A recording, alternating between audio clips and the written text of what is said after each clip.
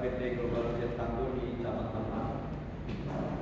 Laporan ini disusun oleh saya Andriana Taidaya dengan NIM 6422079 dan rekan saya Felicia di NIM 6422680. Untuk latar belakangnya saya bacakan terlebih dahulu. Kegiatan logistik dapat dipahami sebagai proses pengiriman atau penyaluran barang atau material dalam jumlah tertentu dan sesuai dengan jadwal yang telah ditentukan menuju ke lokasi tujuan dengan biaya pengiriman yang efisien. Melalui logistik, barang atau material dapat diterima oleh produsen melalui jalur distribusi yang kemudian memberikan manfaat atau utility yang optimal. Oleh karena itu, praktik logistik berfungsi sebagai alat untuk menciptakan nilai tambah baru, yaitu dalam memperlancar dan mempermudah aliran barang dan jasa, yang pada akhirnya menghasilkan layanan yang terorganisir dan dapat menjadi sumber pendapatan.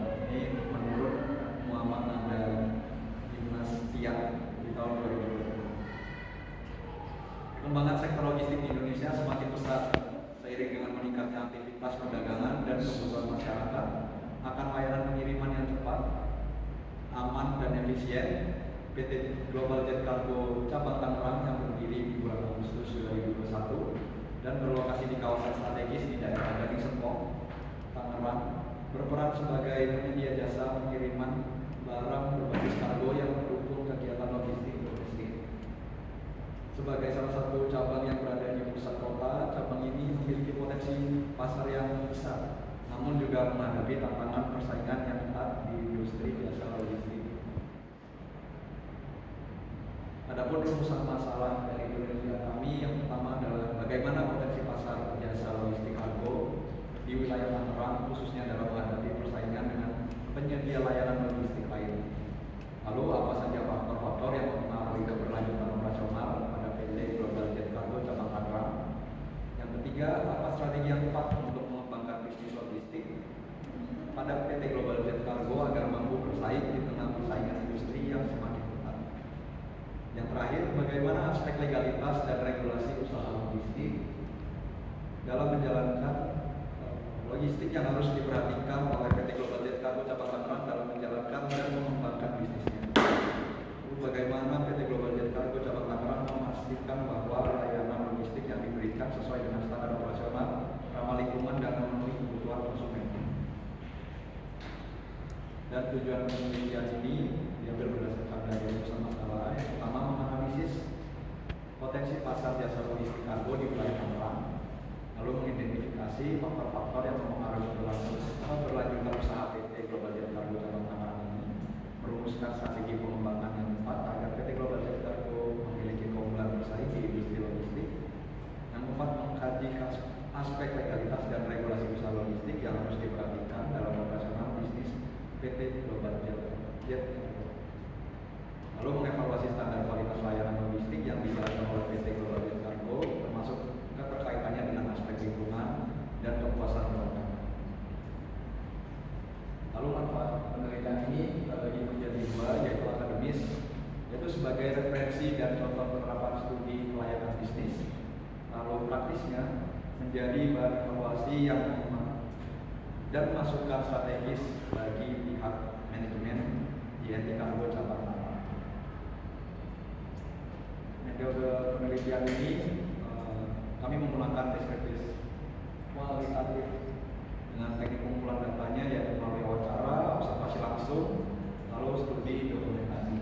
Dan sumber datanya yaitu data primer, itu hasil wawancara langsung, dan data sekundernya juga diambil dari laporan hasil kinerja, website perusahaan, dan literatur.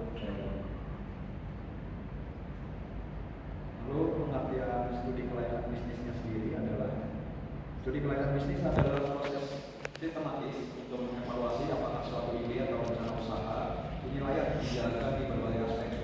Menurut Priwahyuni Arnold et al. Tahun 2020, kelayakan usaha berarti usaha tersebut dapat menghasilkan manfaat lebih besar daripada biaya yang dikeluarkan.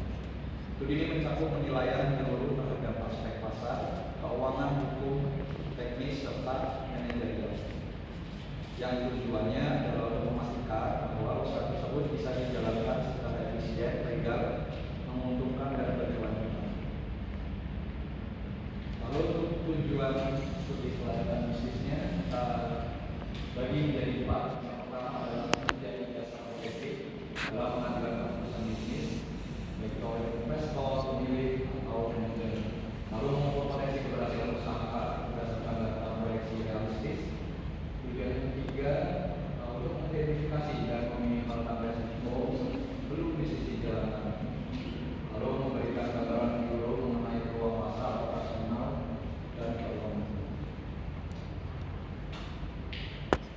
Lalu untuk aspek studi kelayakan bisnis ini dibagi menjadi beberapa bagian. Yang pertama adalah aspek legalitas, yaitu fokus pada perizinan, legal formal usaha, dan kepatuhan hukum. Contohnya seperti akta pendirian, lalu ada NIB, SIU, NPWP, dan juga TDP. Lalu aspek pasar dan pemasaran itu untuk mengukur kebutuhan pasar, tren permintaan, dan strategi promosi. Lalu menganalisis pesaing dan positioning produk. Untuk aspek manajemen dan SDM-nya ini untuk menilai struktur organisasi, sistem manajemen, dan kompetensi karyawan. SDM menjadi kunci efektivitas operasional. Lalu aspek teknik dan teknologi menilai kesiapan fasilitas produksi, alat, dan sistem digital.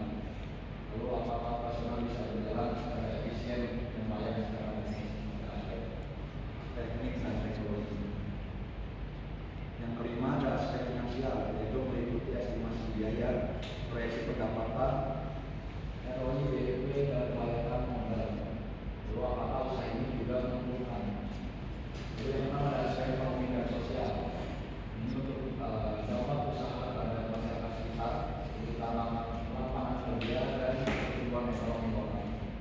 Untuk aspek lingkungan hidupnya sendiri, itu menilai dampak usaha terhadap alam dan bagaimana usaha menerapkan prinsip ramah lingkungan.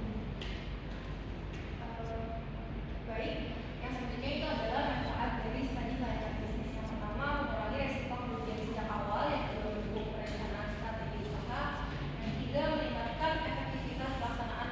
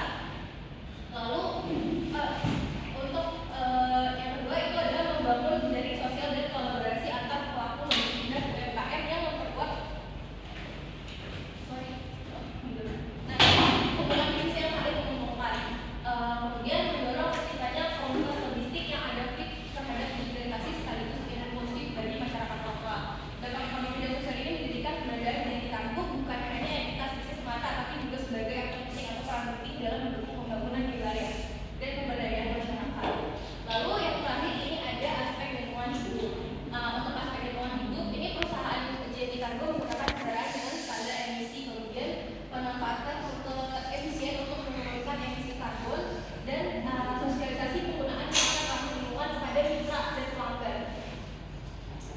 Nah, untuk kesimpulannya, berdasarkan hasil terhadap berbagai aspek dalam studi layanan bisnis pada PT Global Kargo Cabang Tangerang, dapat disimpulkan bahwa bisnis jasa logistik kargo ini layak untuk dijalankan dan dikembangkan. Kesimpulan ini diperoleh dari pertimbangan sebagai berikut. Dari segi aspek legalitas, menunjukkan bahwa perusahaan telah memenuhi syarat administratif dan hukum sehingga operasionalnya sah dan secara regulasi.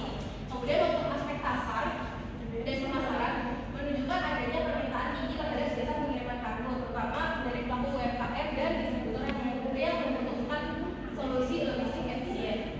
Kemudian untuk aspek manajemen SDM, ini mengidentifikasi struktur organisasi yang baik dan peran karyawan yang efektif dalam mendukung operasional harian.